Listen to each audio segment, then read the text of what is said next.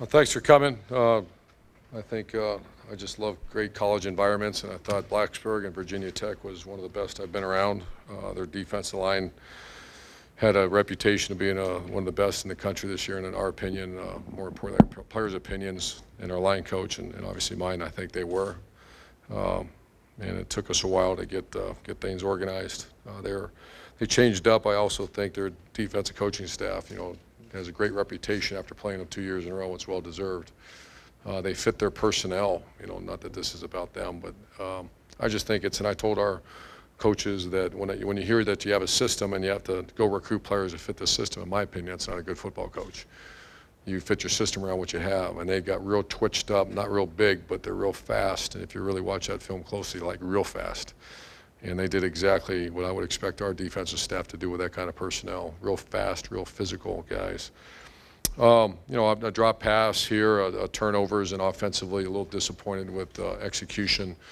However, at the end of the day, we played, the last, if you count last year's last 3 games, last 4 games, we faced 4 defenses probably in the top 10 in the country, and still scored a lot of points. And just have to clean things up on defense. I thought our guys played well. They hit us on 2 throwbacks, which obviously 2 well-executed plays, and we put our, the fumbled punt right before half really hurt us a little bit. But the positives, when you have to regroup and come out after halftime, and with the losing the lead, and then the crowd the way they were at that point in time, I think at the long run it's going to be good for our team to watch them fight through that. Champions on offense were our captain Taylor Decker. Champions mean they grade a champion effort in the game they played, and Taylor Decker, Chase Ferris making his first start, graded a champion, and everybody's very excited for him when I announced that to our team. Our guys like him. He's really invested for this for a long time, and he's earned that. Zeke Elliott graded a champion, 94 yards after contact. Curtis Samuel making his first start. I don't know if he started. He didn't start, but he graded a champion at wide receiver. And then player of the game was Braxton Miller.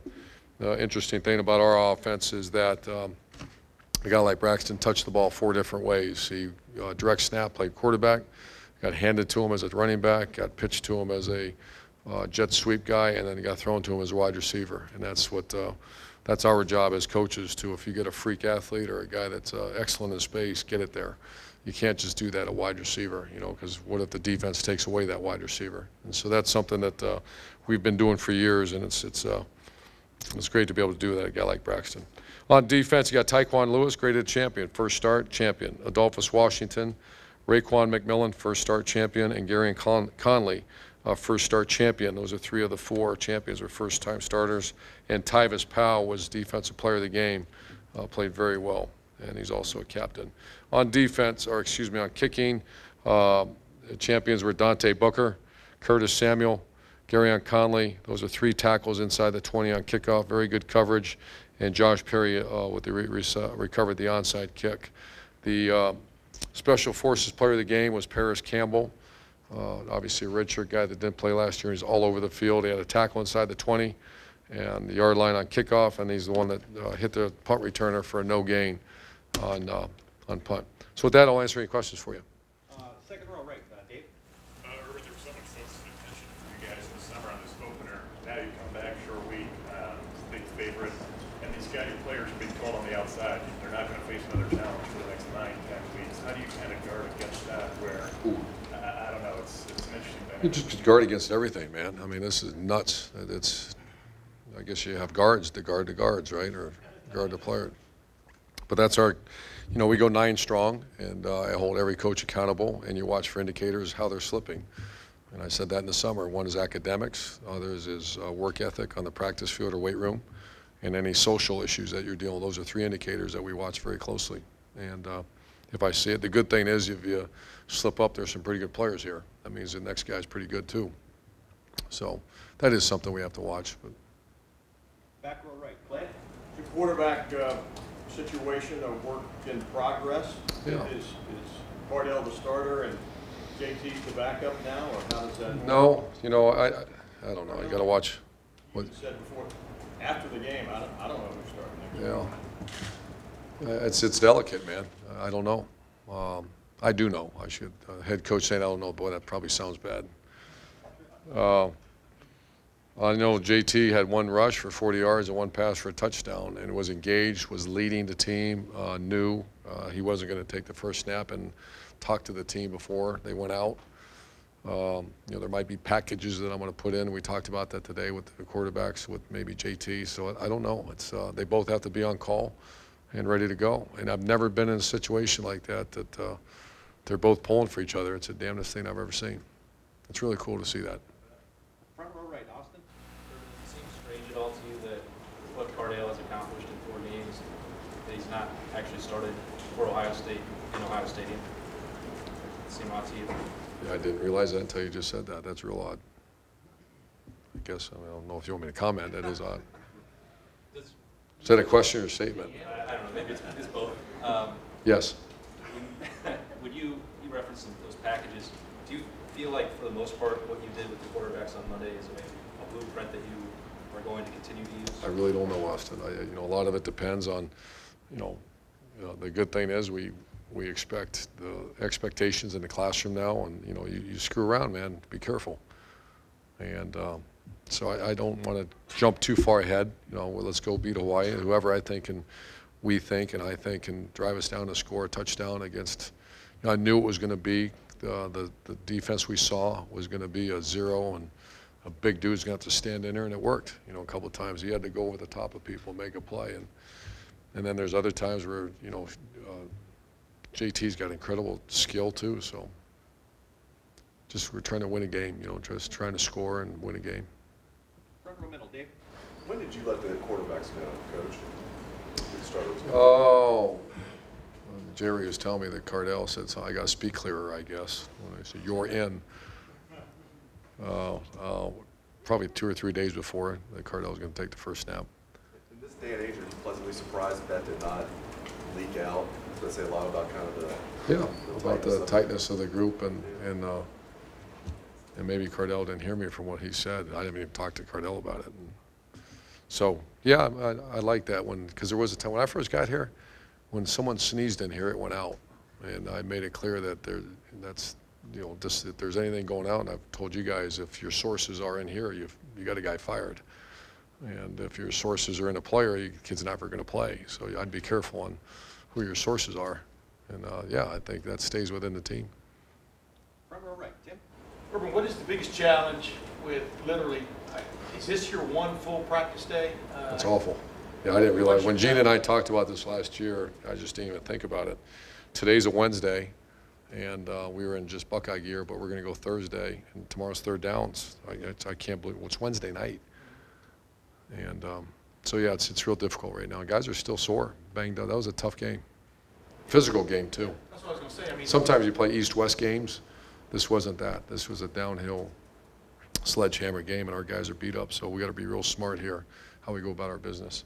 I portrayed it as, I was on some radio show today, and I portrayed it as the cavalry kind of coming over the hill, though. You got Joey Bosa coming back. You got 3 guys coming back. Does that kind of add to, like, people being on their toes or whatever, I mean, or having some fresh bodies available, et cetera? Plus the way you played so many people the other night and stuff. What do you feel about the freshness of your team, I guess, going into this kind of thing? I feel great. I feel the fact that on defensive end we have some depth now. Jalen Holmes and Sam Hubbard were honorable mention. I don't know if I mentioned that. They were honorable mention on defensive line for the way they played. So Sam Hubbard and Jalen Holmes were honorable mention champions. So that's pretty good for first time. I think they're both redshirt freshmen, and that's now you're getting some depth. And he also played a lot of guys on the inside. So yeah, we're and then offensive skill. I mean, you got some bodies now, some fast bodies. And were y'all working at least a little bit on Hawaii in any kind of sense? No. At all? I mean, this literally is introduced today. We couldn't. I thought about that. It's a little bit like when we played Alabama last year and said, let's go worry about Oregon because we play them, if we win, but no. Because we treated that one as there's no tomorrow. A Super Bowl type atmosphere. We wanted to all focus, all hands on deck for Virginia Tech. And I'm glad we did. Far left, Matt. Dovetailing off of Tim, just for the coaching staff, what has this week been like? I mean, you got back Tuesday morning in terms of 4:30 in the morning, and then we came in. We let them get a couple hours sleep. We came back in, and the GAs had it all done. So that's what happens. You have interns at GAs, and you slap it up on the board, and so we come in and at least get a visual of what's going on. Then you just start watching film. And I had, we had some decisions to make. Do we jump right into Hawaii, or do we fix? Because there's a lot of errors we had against Virginia Tech, and so the coaches made a cut up of Virginia Tech because you didn't have, only had, also the 4-hour window. We appealed to the NCAA to let us meet with them yesterday and all that, and they said no. So those are all things probably before you schedule a Monday night game, we should ask those questions because we're way behind. What is your just first take on Hawaii and what you're going to see? Oh, it's just stuff. It's one of those defenses. It's completely different than what we faced. It's 3-4 defense, and it's called smoke blitzes. Indiana did it last year and it really hurt us. Some of the teams have hurt us badly with that. Navy, it's a Navy type defense, and it's just unique that something you need reps at, and we haven't had any. Front row left, Doug. Urban, I wanted to ask you about the position battle that everyone in the country is talking about. Your kickers, where does it stand with Willoughby and Nurnberg? We saw Jack out there for that game, but he missed the field goal. So it's open to the kicker. Whoever kicks best tomorrow. Tomorrow's field goal day. Whoever kicks best will be the kicker, and they know that, and a lot of pressure on them. And Jack actually hit it pretty good, and he just missed it. So Sean will have a chance to earn it back. Disappointed right now in our kicking, obviously. That carries on from last year. We were not a very good field goal team, and we have to get better. And in the punt return game with Jalen and Dontre back, where does that stand now? Yeah, also Braxton, I'd like to get him. He's real close. I just didn't think that would be fair to put him in that environment back there. And Zeke's our best catcher, and he dropped one. But Jalen and Dontre and Marshawn Lattimore is really good too. And Jalen and Dontre. So I don't know who the starter is yet. That's still up in the air. Yeah, right now it would be Braxton or Jalen. We'll start the game back there. Oh, you have Jalen now at wide receiver, not H-back, or what, or is he? He knows them all. He's a real smart player, and he needs to be an adaptable guy. And last question, far left, Lori. Coach, how much taller is your stack of DVDs than usual this week in that their offensive coordinator last season somewhere else, their defensive coordinator last season somewhere else, their special teams coordinator last season somewhere else, their quarterback last full season was at a different school? How much? Yeah, I can't speak too much for our defense. That'd be a good question for Luke or Chris because I'm so involved with the offense right now. And that we watched, I think it's SMU because that's where their D coordinator came. But it was very similar defense that they ran previous that he came there. So I think we got to handle what they're going to do. Is just we got to be able to block it. And here's the issue: is that we only get so many games. That was not a very long practice, 17, 18 periods because I can't. You go any longer, you're wearing them out after just playing 2 days ago. So how do we get those reps? And that's going to be tough this week. And all 4 guys are on track to return from suspension this week? Yes. Yeah, all 4 are ready to go. Thank you.